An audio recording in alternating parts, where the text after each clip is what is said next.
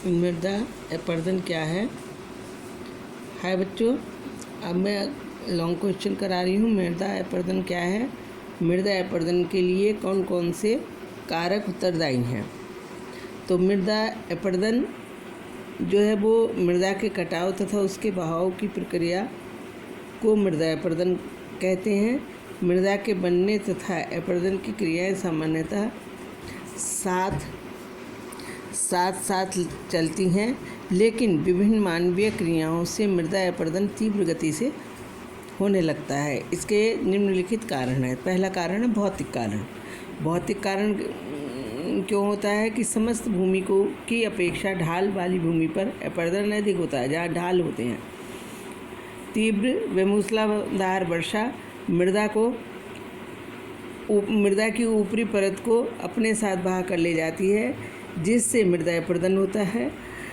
पवन जब आंधी के रूप में परिवर्तित होती है तो भी भारी मात्रा से मृदा बहाकर उड़ा कर ले जाती है।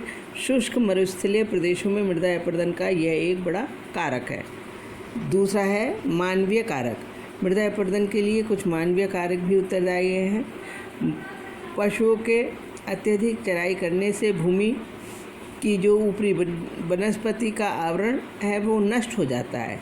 इस अवस्था में मृदा पर जल तथा वायु का प्रभाव तेजी से होता है।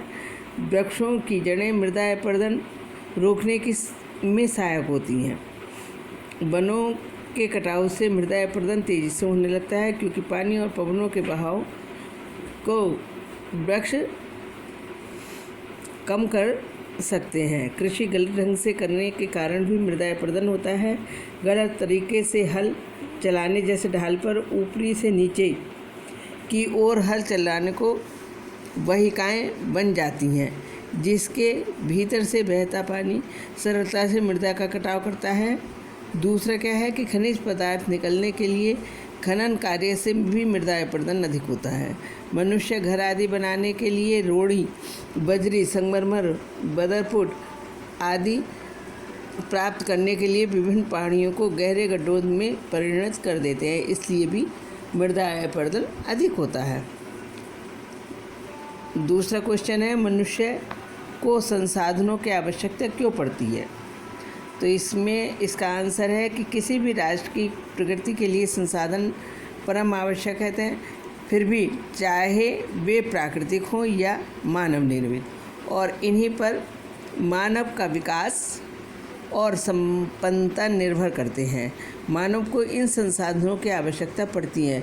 नंबर 1 कारण है इसका कि इन संसाधनों से हम अनेकों उद्योगों के लिए कच्चा माल प्राप्त करते हैं। हमारे बहुत से उद्योग को कृषि तथा खनिज कार्य से कच्चा माल प्राप्त होता है। ये प्राकृतिक संसाधन आर्थिक रूप से महत्वपूर्ण है।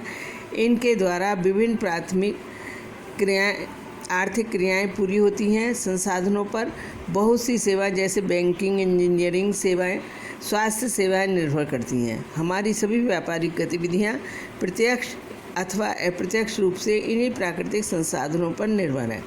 बहुत से प्राकृतिक संसाधन जैसे वन इत्यादि पर्यावरण के संतुलन को बनाए रखते हैं।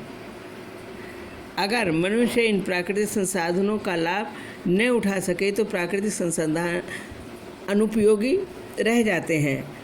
आदि मानव के द्वारा जब इन प्राकृतिक वस्तुओं का प्रयोग नहीं किया जाता था, तब ये संसाधन व्यर्थ थे। जब मनुष्य इन प्राकृतिक वस्तुओं का लाभ उठाना सीख गया, तभी ये वस्तुएं संसाधन का रूप ले सकीं। मानव के जीवन की ज़रूरतों व विकास के लिए प्राकृतिक और मानव निर्मित दोनों ही प्रकार के संसाधन बहुत आवश्यक हैं। तो ये आज आपका भूगोल का फर्स्ट लेसन कंप्लीट हो गया। अब आप इसको लिख लीजिए और याद कर लीजिए, ठीक है? और याद ज़रूर करते रहना। बस आज इतना ही। Thank you.